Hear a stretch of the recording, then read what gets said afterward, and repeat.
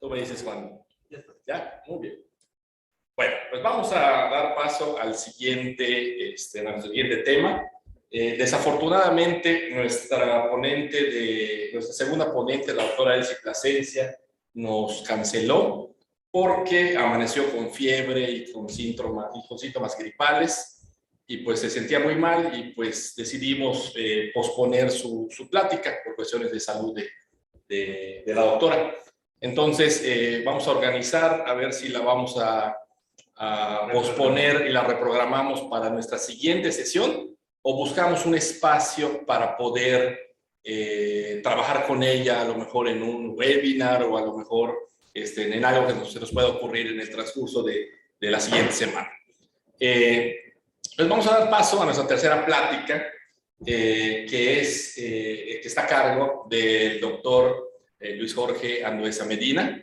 El doctor Luis Jorge Andueza Medina es médico por la Universidad Autónoma de Yucatán, especialista en audiología, otoneurología y foniatría por la UNAM. Él hizo su residencia en el Centro Médico Nacional La Raza, y pues está aquí el día de hoy con nosotros, es nuestro secretario del colegio, y les pido un fuerte aplauso para su tema, vértigo, la importancia del diagnóstico.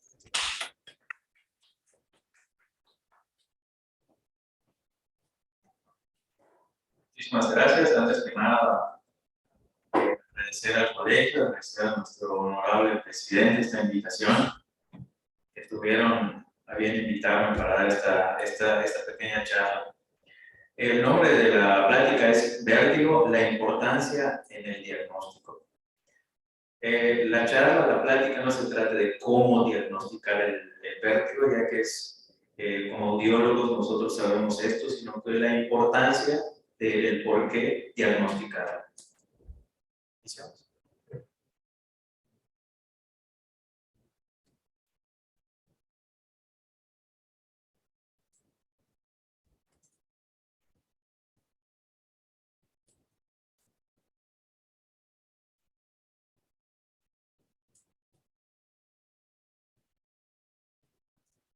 Esto más o menos los temas que vamos a tocar el día de hoy. Una pequeña introducción, un recordatorio para que desenvolvemos, si es que los tenemos empolvados, nuestros conocimientos en cuanto a cómo estamos. Y luego dos patologías que no son tan frecuentes y que nos van a ayudar a que pensemos un poco al momento de realizar nuestros diagnósticos. Primero que nada, este corolario que todos conocemos desde que estamos en la facultad. Diagnóstico que no se piensa es diagnóstico que no se hace. Tenemos que estar realmente siempre preparados, atentos, alertas. Cuando recibamos a nuestro paciente, siempre pensar, tener en nuestra mente qué es lo que podría tener nuestro paciente. Y si nosotros no leemos, no nos actualizamos, a veces podemos pasar por alto algún diagnóstico y no vamos a poder ayudar a nuestro paciente como deberíamos. Y recordar, como siempre, que el objetivo del otoneurólogo y de los estudios que realizamos, pues primero que nada es diagnosticar a nuestro paciente, no únicamente hacer los estudios, porque no somos secretarios, no somos como un laboratorio clínico, lo único que hacemos son hacer estudios y listo, sino que tenemos que diagnosticar y tenemos que tratar a nuestros pacientes. Ese es el objetivo de nuestra especialidad. Primero que nada, vamos entonces a recordar que no todo es vértigo postural. ¿Qué ha sucedido con esta cuestión del vértigo postural? Parece que hay una epidemia de vértigo postural y parece que todo el mundo pues, es audiólogo y quiere realizar estas maniobras. Apenas el paciente entra y dice que tiene vértigo. Como audiólogos lo sabemos que no todo es vértigo postural, pero aquí muchos médicos que no son de nuestra especialidad, apenas llega el paciente, ya le hicieron la maniobra y llega el paciente con nosotros después de 5, 6, 7, no sé cuántas maniobras y que no queda bien el paciente. Y nos dicen que aquí yo fui con el doctor, con el internista, con el otorrino, porque ya me hicieron la maniobra, pero yo sigo mareándome. Y pues, posteriormente vamos a ver que no todo se trata de un vértigo postural, aunque es un diagnóstico que es muy común, claro que sí, pero no solamente por eso se marean los pacientes. También la mayoría de las alteraciones vestibulares no requieren un tratamiento crónico con medicamento. Igual, los pacientes llevan a veces 5, 6, 7 años con medicamento, pues que si el difenidol, que si la sinaricina, que si el piracetam, menotropil, quién sabe tanta cosa que le dan a los pacientes, y muchas veces los pacientes continúan mareados. Tenemos que saber que en muchas ocasiones requieren, por ejemplo, la rehabilitación vestibular, que es muy importante. Que aquí, afortunadamente, en el estado de Yucatán, contamos con una doctora que sabe realmente hacer su trabajo en cuanto a la rehabilitación vestibular y que nos podemos apoyar de ella, y que tenemos que saber que realizando la rehabilitación vestibular nuestro paciente va a mejorar, que no necesariamente va a depender de un medicamento para estar bien. Otra, el vértigo no se ve en los estudios de imagen. Parece también que lo que estamos buscando es hacer que nuestro paciente gaste. Ni siquiera le hemos hecho ninguna clase de estudio, simplemente el paciente nos dice que está mareado y ya luego le queremos hacer la tomografía, le queremos hacer la resonancia, sin ni siquiera tener ninguna clase de estudio. Obviamente esto no va para nosotros los audiólogos, sabemos que no tenemos que hacer los estudios así nada más, pero parece que nos están contagiando a nuestros vecinos estadounidenses, en el que al paciente se le hace todo. Todo, así como una escopeta, se le dispara a todo y se le hace gastar en muchas ocasiones de forma innecesaria, realizando estudios que no requiere. Y viene el paciente con su estudio de 6, 7 mil pesos. ¿Y qué tuve, doctor? Pues no sé, pero un tumor no tiene. Bueno, ¿pero qué tengo? Pues no sé, pero tumor no tiene.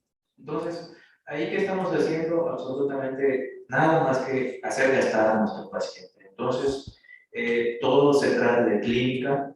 Hace un momento vimos en el tema que nos dio la neuróloga, realmente interesante cómo por medio de clínica ella pudo llegar a un diagnóstico.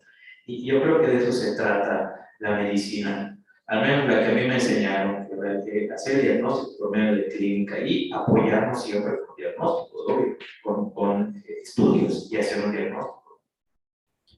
Y otra cosa muy importante es saber que en las salas de urgencias un 70% de los pacientes que llegan quejándose de mareo tienen una etiología vestibular o algún proceso central que nos corresponde a los otoneurólogos hacer el diagnóstico.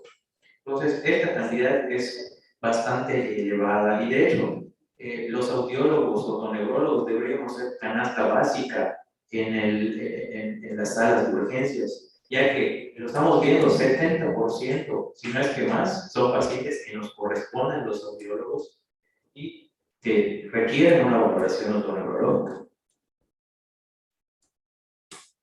Entonces, pues aquí ya lo vemos.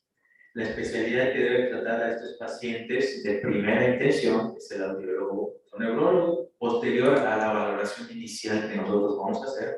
Entonces va a ser, si nos corresponde a nosotros, pues diagnosticarlo, tratarlo, y en caso de que no sea así, entonces enviarlo con la especialidad que le corresponda, que es el neurólogo, el otorrino, el psiquiatra o quien sea que tenga que ver al paciente, pero de inicio nosotros tenemos que ver a estos pacientes. ¿Y qué pasa? Exactamente lo contrario. Primero pasan el calvario de médicos, el calvario de especialistas, la gastadera del paciente, y ya de último, con su tremendo zapal de hojas, con su tremendo ponche de estudios, llegan con el audiólogo, después de haber gastado, y somos nosotros quienes le damos al paciente pues, el tratamiento indicado. Entonces, aquí no sé si habría que ir a las salas de urgencias o nosotros como colegio, como audiólogos, darnos a conocer qué es lo que hacemos, porque la mayoría de los pacientes no saben, o sea, a veces piensan que solamente somos técnicos, que nada más nos entrenaron para hacer los estudios. Nos preguntan, ¿y usted es otorrino y luego estudió odontología o biología? ¿O cómo le hace? ¿O salió de la prepa y estudió eso? ¿No? Hay que explicar a nuestros pacientes, darnos nuestro lugar como biólogos, que sepan qué hacemos y que sepan nuestro nicho en toda esta cuestión médica. ¿Qué es lo que hacemos? ¿Cómo realizamos nuestro trabajo? Pues primero que nada, todos ya lo sabemos, haciendo una historia clínica minuciosa, preguntándole al paciente exactamente qué es lo que tiene, desde cuándo, cómo lo tiene, cómo lo siente, si se acuesta, si se levanta o si cada cuándo no escucha, si tiene hipoacusia fluctuante, etcétera. Que es una historia clínica minuciosa. Posteriormente, una exploración física y hacer los estudios específicos que necesita nuestro paciente. Y aquí digo específicos, o sea, no hay que hacer ni más ni menos estudios. Lo sabemos y a veces a nuestro consultorio llegan los pacientes enviados por otras especialidades y ya traen su receta de cocina. Tienes que hacer este estudio, este estudio, este estudio, este estudio. Muchas veces los pacientes no requieren de esos estudios. Escuchando al paciente qué es lo que tiene, nosotros somos los que debemos de indicarle a nuestro paciente qué estudios requiere para llegar nosotros al diagnóstico. A veces ni lo requiere, simplemente porque se lo pusieron ahí. Pues el paciente a veces llega también exigiendo, si quiero que me hagan este estudio, porque esto me dijeron. Como dije hace un momento, nuestro papel como audiólogos es dar consulta. Nosotros, como especialistas, vamos primero que nada a escuchar a nuestro paciente, darle la consulta y luego hacer los estudios. Y no que pase el paciente, se le hace el estudio y luego se va. Darle la consulta y conforme a lo que nos diga es el estudio que vamos a realizar. Posteriormente vamos a hacer una integración diagnóstica y luego vamos a explicarle a nuestro paciente qué es lo que tiene y darle una asesoría. Ok, el paciente quiere regresar con su otorrino, es correcto, tiene derecho, su derecho como paciente, ir al especialista que le dé la gana y gastar lo que le dé la gana. Pero claro, nuestro trabajo aquí es explicarle, señor, señora, usted tiene esto, hay que hacer esto, o hay que hacer esto con su niño, y ya luego que el paciente decida. Pero obvio, informarle siempre al paciente, explicarle, asesorar a nuestro paciente. Si quiere que le demos el tratamiento, se lo damos. Si quiere regresar al especialista que quiera, pues que lo haga. Pero obvio, ya al paciente, una vez informado, y nosotros ya lo hemos visto muy seguramente, informamos al paciente e inmediatamente ellos van a saber que pues, se van a quedar con el audiólogo, con el especialista que lo va a tratar. Creo que nadie está peleado con su dinero y una vez que le explicamos al paciente qué es lo que tiene y quién lo puede ayudar, pues se va a ir a donde tiene que ir.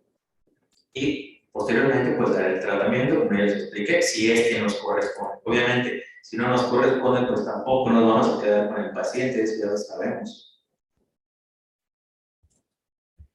Vamos a ver entonces esta tablita, nada más para recordar un poco. Esta tabla que todo el mundo conoce desde que estamos en la residencia también. Aquí vemos los diferentes signos y síntomas que se presentan y aquí nos vamos a, mediante clínica, a apoyarnos para saber si es periférico o central.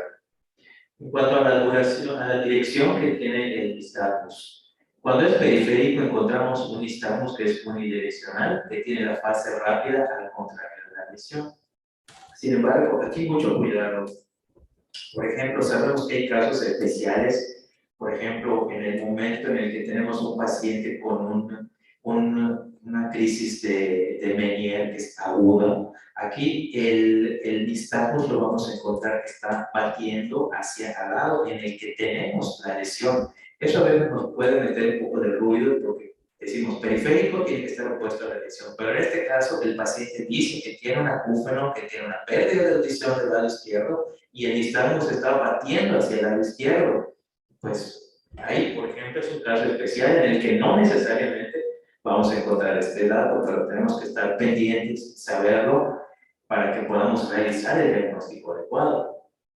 Cuando es un problema central, aquí la dirección del nistagmus puede ser bidireccional o puede ser multidireccional. O sea, el lado donde mandemos la mirada del paciente va a batir el nistagmus. En cuanto a si es rotatorio o vertical, cuando es periférico nunca vamos a encontrarlo. Hablando de nistagmus espontáneo, no postural. Hablando de nistagmus espontáneo, rotatorio o vertical nunca vamos a encontrarlo. Cuando es central, puede encontrarse. De hecho, un nistagmus que encontramos que es vertical, eso inmediatamente ya nos indica que es un proceso central. En cuanto a la fijación visual, va a inhibir el nistagmus, se va a inhibir el nistagmus si es periférico, o sea, si le pedimos al paciente que ponga la mirada fija, debe inhibirse el nistagmus, y si es central, pues ahí no va a haber inhibición. En cuanto a la gravedad del vértigo, cómo se presentan los pacientes, si es periférico, pues va a ser intenso, el paciente va a llegar pues muy mareado, incluso ayudado con los familiares. Y si es central, pues va a ser leve. A veces vemos al paciente que tiene tremendo nistagmus y entra pues normal, caminando normal, sin ningún problema. En cuanto a la dirección de la caída del romper, va a caer hacia la fase lenta cuando es periférico, y en cuanto es central puede ser variable, puede caer hacia un lado, hacia el otro, irse hacia atrás, para adelante, depende.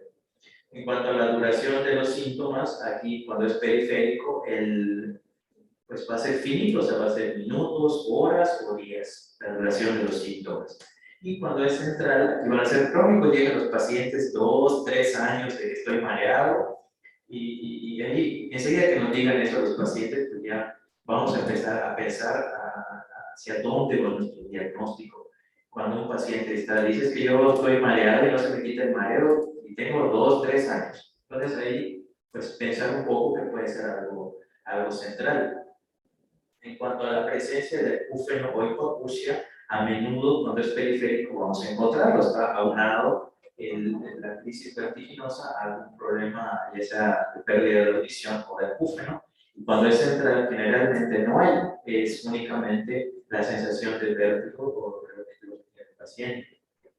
En cuanto a las causas comunes, vemos que cuando es periférico, bueno, pues puede ser debido a infecciones, a hidrógeno linfático, causas traumáticas, vasculares o intoxicaciones. Y cuando es central, generalmente es por tumores o deshidratación, o también puede haber por intoxicaciones, por ejemplo, antiepilépticos. Me tocó un paciente en una ocasión que estaba intoxicado, el paciente epiléptico, que estaba intoxicado con medicamento antiepiléptico. Entonces puede ser también por intoxicación por algún medicamento. En cuanto a la sintomatología neurovegetativa, en el periférico va a estar definido, el paciente llega vomitando, diaforético, se siente realmente muy mal, y cuando es central puede ser intenso o puede estar incluso ausente. En cuanto a los signos neurológicos, cuando es periférico, pues rara vez van a ver, de hecho casi nunca hay ninguna clase de focalización. Cuando es central, por lo general, va a haber algún grado o va a haber focalización. Esto en cuanto al nistagmus espontáneo.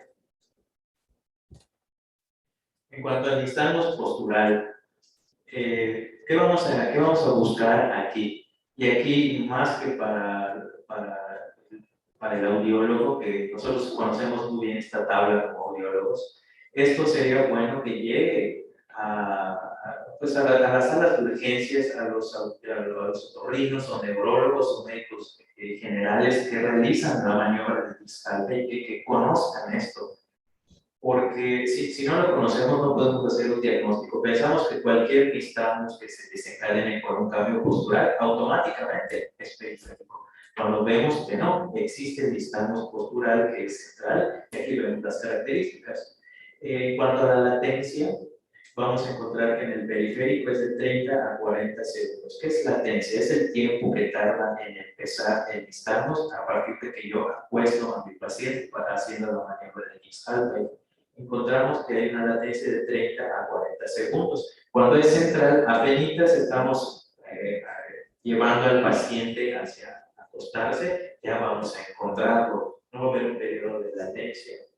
En cuanto a la fatiga, cuando es periférico se va a fatigar, o sea, nosotros vamos a realizar al paciente la maniobra y vamos a ver pues, que se va a fatigar, va a iniciar el nistagmus y inmediatamente va a parar. Cuando es central, el paciente lo acostamos, inicia el nistagmus y no se lo va a quitar, ahí lo va a tener en todo momento.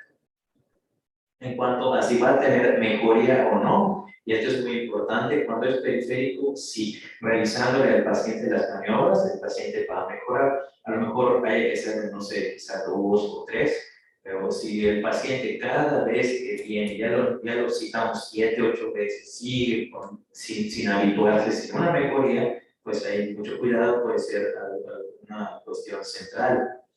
En cuanto a la reproducibilidad, va a ser, cuando es periférico, va a ser pobre. ¿Qué quiere decir? Al paciente que tiene un estamos postural periférico, a la tercera o cuarta vez que le hagamos, en esa misma visita, si le hacemos 3 o 4 veces la maniobra, va a llegar un momento en el que ya no lo va a tener. Y no es porque se curó, sino porque va a tener una reproducibilidad pobre. El paciente deja de presentarla en ese momento. Sin embargo, si lo dejamos reposar, lo volvemos a acostar, ya lo vamos a encontrar. Cuando es central, la reproducibilidad es buena, o sea que cada vez que lo hagamos, el paciente va a presentarla. En cuanto a la presencia del vértigo, o sea, de la sensación neurovegetativa, cuando es periférico el paciente, pues le hacemos, va a tener el distarmos y muchas veces acaba vomitando, acaba nauseoso, porque pues se trata de un problema periférico, y cuando es central, pues es leve, vemos el tremendo distarmos que tiene nuestro paciente, y él pues, como si nada. Esta tabla es muy importante y la requerimos. Aquí, por ejemplo, tengo este GIF que me encontré ahí, en el cual el paciente pues tiene este movimiento en los ojos, ¿no? Y aquí pues decimos que es para dónde va hacia arriba, va hacia abajo, va hacia un lado, va hacia el otro que tiene el paciente. Aquí, entre los diagnósticos que tenemos que saber, que nosotros conocemos, es el nistagmus, pues, con el cual nace este paciente. Es un nistagmus que tiene, pues, nació el paciente así, y tenemos que saber que hay pacientes que tienen este tipo de nistagmus, que es un nistagmus congénito y que no se trata de ninguna enfermedad. Y nosotros podemos pensar, no, pues es que a lo mejor podemos imaginar esta paciente tiene este nistagmus y llega a nuestra consulta, a lo mejor, pues no sé, está embarazada en los primeros meses y está vomitando, y eso es independiente de este tipo de nistagmus que tiene el paciente, y nosotros lo vemos y pensamos, es una neuronitis. Pero no, aquí preguntarle siempre al paciente si siempre se le han movido así los ojos o desde cuándo lo tiene, ya para poder hacer un diagnóstico adecuado. Aquí en nuestra labor de diagnosticar a nuestro paciente debemos estar, como ya lo mencioné, debemos estar siempre alertas, preparados, actualizados, ya que existen múltiples síndromes y enfermedades que pueden ocasionar síntomas otoneurológicos y que a veces, pues, si no estamos pendientes, si no estamos actualizados, podemos lo podemos pasar por alto. Vamos a hablar el día de hoy de dos en específico, que son el síndrome de Canvas y unos casos especiales de hidrocendo linfático. El síndrome de Canvas se describió, hasta cierto punto es un diagnóstico que no es que no haya existido, sino que para la comunidad médica fue integrado, fue descrito en el 2011. Realmente es algo pues, novedoso, por decirlo de alguna forma. Este va a consistir en una asociación de una disfunción vestibular progresiva bilateral, una ataxia cerebelosa, combinado con una neuropatía periférica. Ese es el síndrome. Esas son las tres cosas que vamos a encontrar. La edad de inicio es aproximadamente a los 50 años, sin embargo, se da el diagnóstico hasta los 70 años. ¿Por qué? Porque la forma en la que se van presentando la asociación de estos tres síntomas va a ser muy lentamente. Entonces, a veces el paciente llega y hasta los 70 años es que se le integra el diagnóstico, aunque los primeros signos vamos a encontrarlo aproximadamente a los 50 años. Esta es una enfermedad que es genética y que tiene una base de herencia autosómico recesiva por una expansión anormal bialélica en la replicación del factor C, subunidad 1. Estas son cosas de los genetistas. Pero bueno, esa es la etiología, esa es la causa. ¿Cómo vamos a ver la presentación clínica? Aquí el tiempo de evolución, como ya les dije, va a ser de 7 años aproximadamente o incluso más. Y aquí tener pendiente de que cuando encontremos a un paciente con dos de estos componentes de la triada, deberá ser reevaluado y tenemos que estar pendientes de nuestro paciente, no perder a ese paciente. ¿Cuáles son las primeras manifestaciones? Encontramos ataxia, vamos a encontrar hipoestesias, vamos a encontrar disestesias, vamos a encontrar oscilopsia y vamos a encontrar ciertos datos de disautonomía, como son ansiedad, sudoración, cansancio o disfagia. Y esto se debe pues, a cuestiones neuropáticas del vago. Aquí el paciente se va a quejar de inestabilidad o de caídas, algo con lo que lo sabemos como biólogos, muchos pacientes llegan. No es un vértigo en sí, sino es una sensación de que no se sienten, no están seguros al caminar o se van helados, incluso de caídas. Encontramos oscilopsia debida al fallo en el reflejo vestibulocular. Estos pacientes pueden desarrollar disartria o disfagia, que también corresponde y que nos puede llegar como especialidad a estos pacientes que tienen disartria o disfagia, porque también como especialistas en audiología, otoneurología y fonética nos corresponden. En el BNG vamos a encontrar un rastreo que está sacálico, vamos a encontrar un estamos enfocado por la mirada, o sea, netamente central, y unas sacadas dismétricas en el BNG. La presentación clínica, continuando con los datos de la presentación clínica, aquí vamos a encontrar una tos crónica, la cual estos pacientes pues, pueden llegar tanto al otorrino como pueden llegar al foniatra, al audiólogo, y esta tos crónica quizá pueda preceder a las manifestaciones de ataxia por incluso décadas. O sea, que una tos crónica incluso en algún momento podría ser esto. Entonces, mucho cuidado con estos pacientes que tienen esta tos crónica. El mecanismo aquí es incierto, no se sabe por qué. Sin embargo, se ha visto que podría ser por una neuropatía vagal. En cuanto a la ataxia, esta se debe a la combinación del problema cerebroso, al déficit propioceptivo, debido a la neuropatía axonal y al déficit vestibular. Esto va a explicar la ataxia que tienen nuestros pacientes. Y aquí debemos descartar otras ataxias familiares o hereditarias, como la ataxia de Friedrich.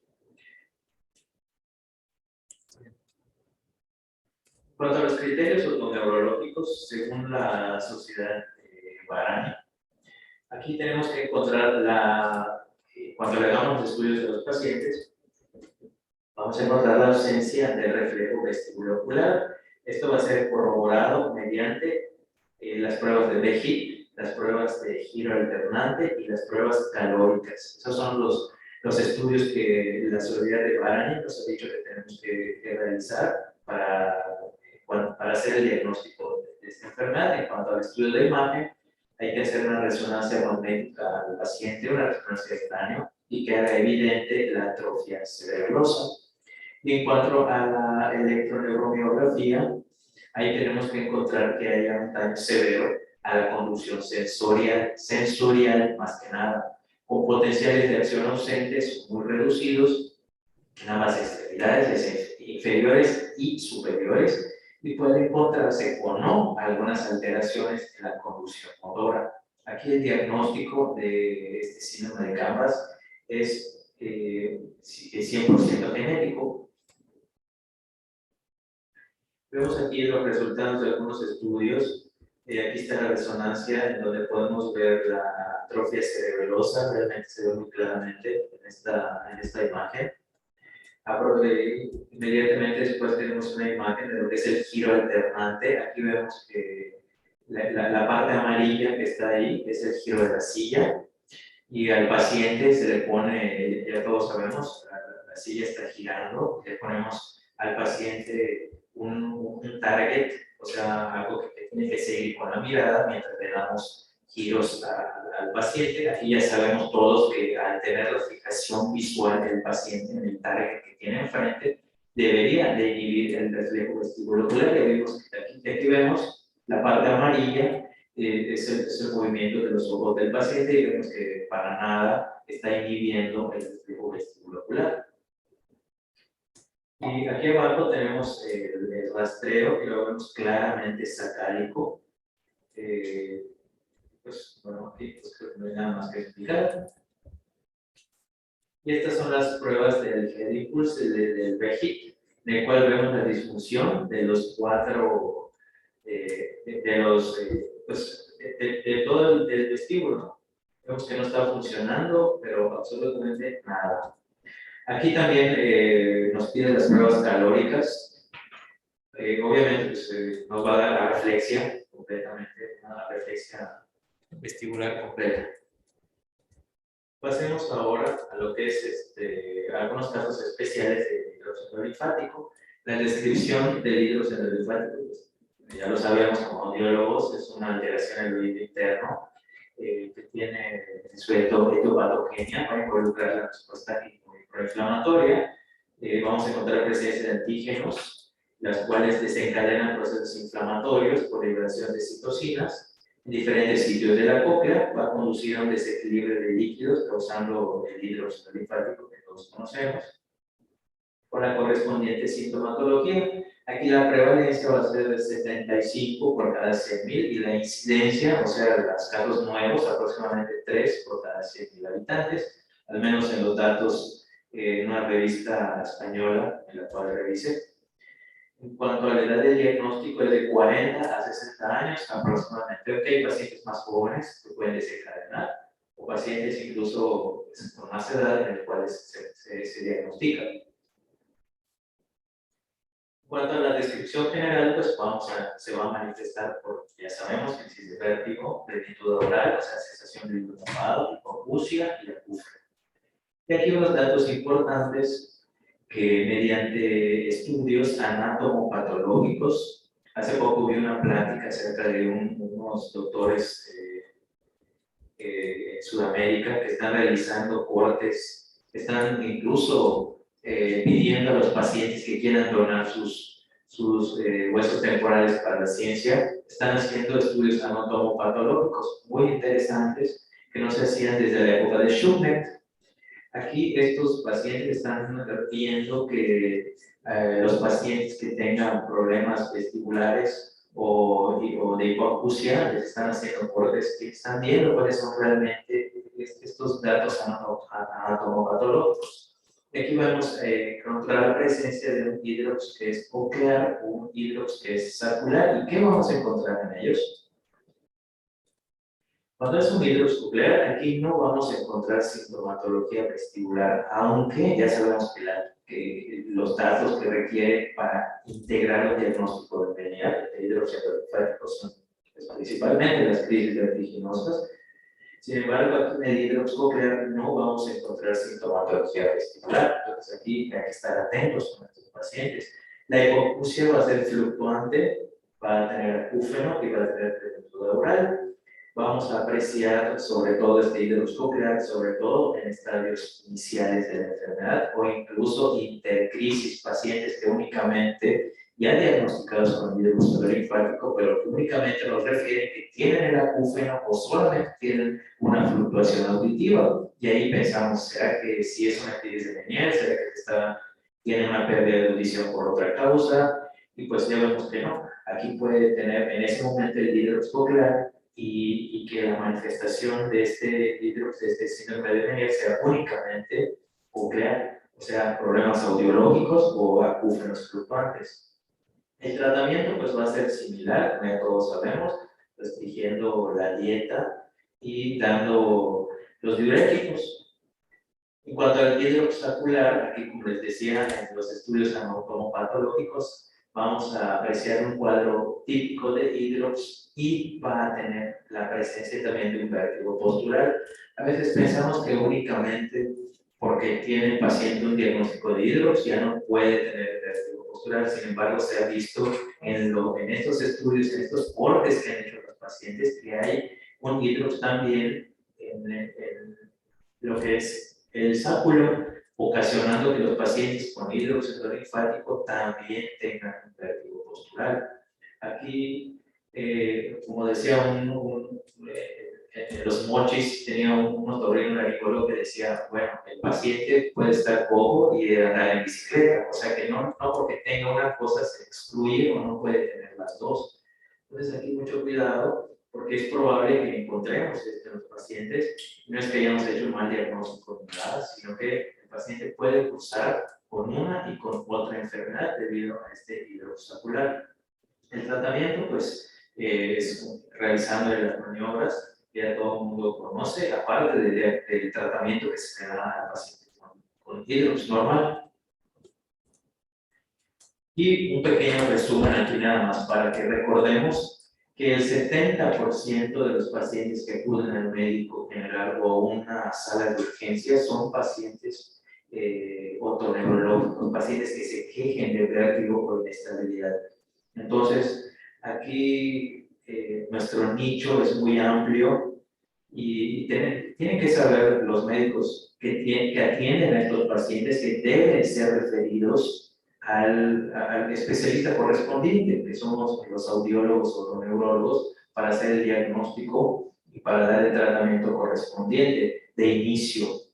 Y no olvidemos, como siempre, actualizarnos y siempre integrar un diagnóstico, al menos un diagnóstico de presunción y orientar a nuestro paciente, ya que esa es pues, nuestro principal, lo que tenemos que hacer como otoneurólogos. Bueno, eso sería todo. Yo agradezco mucho pues esta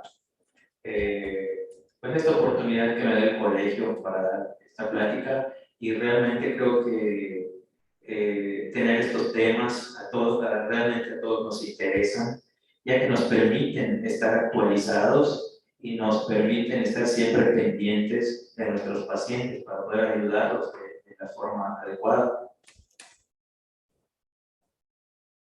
Muchísimas gracias. No sé si tengan alguna duda, ya sea de forma presencial o a través del chat.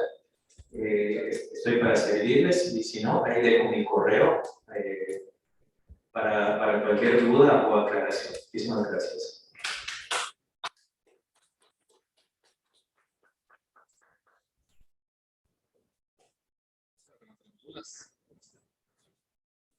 Creo que no tenemos dudas, hay dudas presenciales.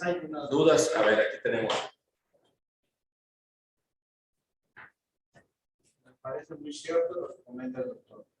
Pero al final, para lograr el conocimiento de los especialistas, como los que es, no como el gabinete de ORP. O sea, los pacientes y otros médicos.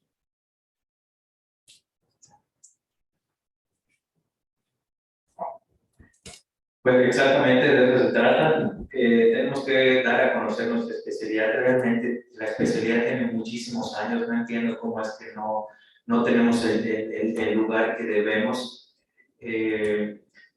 Como les comenté hace un rato, yo cuando inicié, posteriormente que terminé la residencia, me fui a la ciudad de Los Mochis y ahí realmente fue un camino realmente difícil, árido, ya que los pacientes no conocen la especialidad, aunque como especialidad creo que tenemos 30 años o incluso, creo que exactamente, tenemos aproximadamente 50 años como especialidad y no es posible que los pacientes no sepan que si tienen mareo tienen que acudir al audiólogo, al otoneurólogo.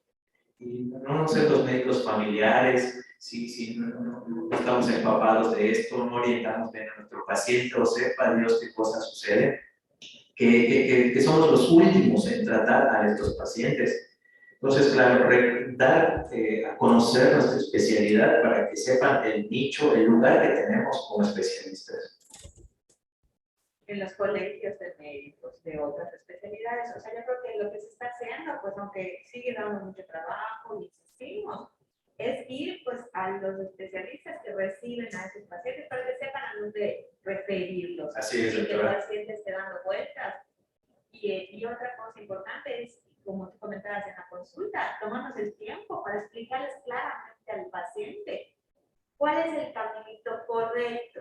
Finalmente la decisión la va a tomar el paciente, pero por lo menos ya les ahorras el que estén dando vueltas o cuando a veces ellos te preguntan, a ver, doctora, ya me quedó clarísimo, tengo que regresar con el doctor Dije, bueno, si no Pues- están manejando alguna otra cosa más fuera de esto, quizás no. O comentarle nada más el resultado de tus pruebas y lo que se va a hacer. Así es, así es. O sea, orientar al paciente, tampoco decirle, usted no tiene que ir a ningún lado, claro que no, tiene derecho a hacer lo que quiere, lo que quiera, gastar lo que quiera, pero ya orientado al paciente para tomar una mejor, mucho mejor decisión. Así es.